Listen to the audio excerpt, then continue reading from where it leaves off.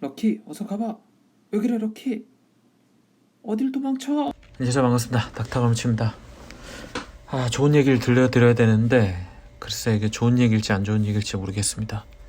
코로나 바이러스가 생각보다 강하다는 연구 결과들이 계속 발표되고 있어요. 이번에 나온 건데요, 이번 코로나 바이러스는 기존의 사스보다 20배 정도 결합력이 강하다. 10에서 20배, 10에서 20배 정도 결합력이 강하다라는 연구들이 나오고 있어요. 새드 스토리죠. 여기서 조금 제가 왜 그런지 좀 얘기를 좀 드릴게요. 바이러스가 몸에 침투하는 데는 아까 폐까지 간다 그랬죠? 이 바이러스가 폐로 들어가서 폐에 있는 세포들을 만나게 되는데 들어가는 문이 있어요. 이 문이 있어야지 세포 안으로 들어가는데 이 문을 ACE2라고 합니다. 이 문을 통해서 들어가야 바이러스가 우리 몸에 침투를 할 수 있는데 요 놈이 있어야지 들어갈 수 있는 거예요. 요 놈에 대한 결합력이 굉장히 높다는 거죠. 그러니까 바이러스가 요 문이 있다면은 가볍게 들어가요.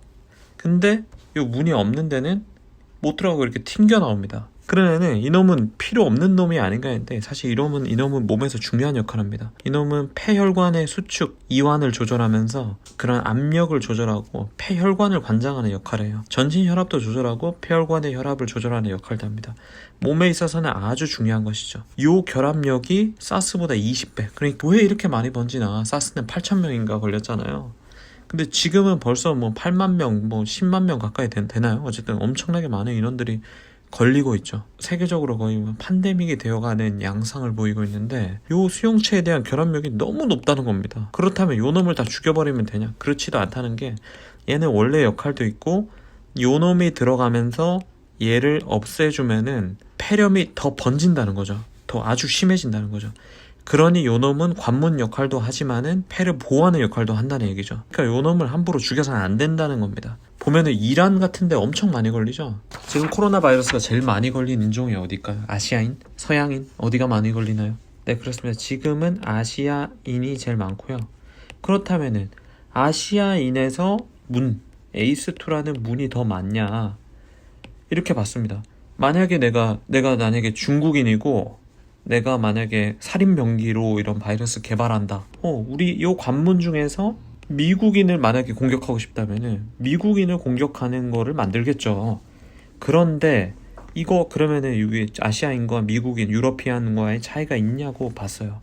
그리고 성별 같은 것도 한번 비교해 봤습니다. 그랬더니 어떤 결과가 나왔냐?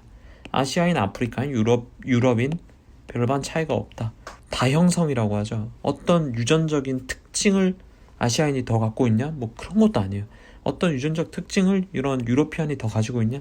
그런 것도 아니었다는 겁니다. 네, 인종이나 관계없이 이 바이러스가 결합하는 능력은 거의 비슷하다고 추론할 수 있죠. 추론. 그 다음에 성별 차이가 있을까요? 네, 성별 차이가 없습니다. 나이는 관련 있을까요? 나이는 관련 있습니다. 나이는 40대에 가면서 이렇게 60대, 70대까지 가죠. 나이가 들면서 요 리셉터의 발현이 1.2배씩 10살 올라갈 때마다 1.2배. 전에 제가 애들이 잘 안 걸린다고 했는데 요것도 관련 있지 않나 싶어요. 쥐에서 요 수용체들을 다 없애버렸어요. 그리고 요 코로나 바이러스를 결합을 시키려고, 감염을 시키려고 했더니 얘는 폐렴에 안 걸리는 거예요. 그럼 뭐죠? 이게 굉장히 중요한 역할을 한다는 얘기죠. 나이는 차이가 있고 성별은 차이가 없다. 그리고 인종도 큰 차이가 없다라는 거죠. 이게 무기가 아니라는 연구들이 좀 많이 나오고 있어요. 자, 이거는 그러니까 결합 능력이 20배가 넘으니까 조금만 근처에만 가도 나에게 감염될 위험도가 아주 높다는 얘기죠.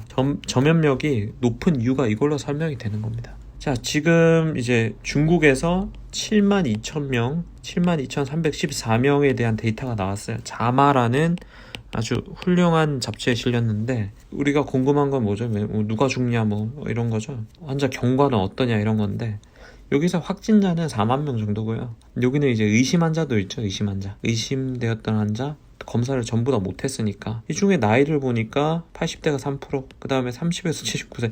이건 뭔지 모르겠어요. 30에서 79세 왜 이렇게 넓게 잡았나 모르겠어요. 어쨌든 그렇게 돼 있고 애들이 별로 없죠. 10대 이하 1%밖에 안 되고 10에서 19세까지 1%밖에 안 되죠. 인구 구성비를 봤을 때도 실제로 적죠.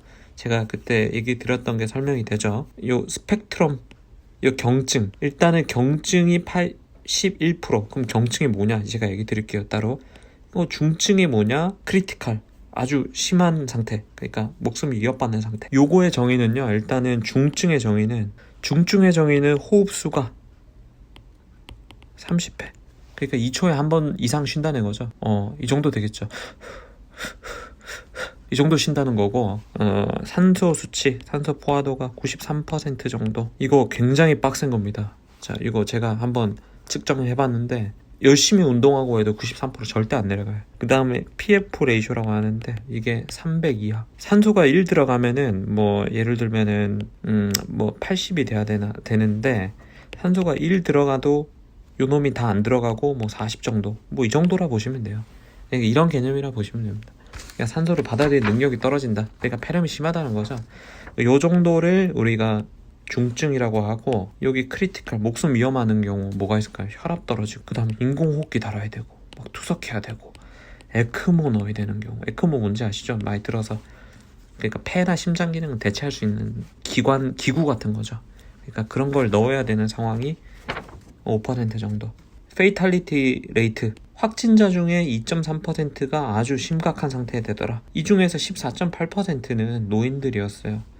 노인이 많지 않은데 80대 이상 3%밖에 없는데, 페이탈한 케이스, 아주 치명적인 케이스는 14%. 그러니까 나이 들면 취약하다는 얘기입니다. 참 나이 드신 분들이 좀 약하죠, 아무래도. 그 다음에 8%는 70에서 79세. 여기는 또 다른 내용이 있는데요.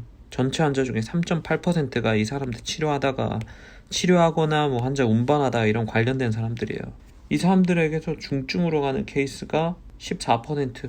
여기랑 뭐 큰 차이는 없지만은 이 사람들 대부분 건강할 텐데 건강한데도 꽤 중증으로 많이 간다는 얘기예요. 참 슬픈 얘기입니다.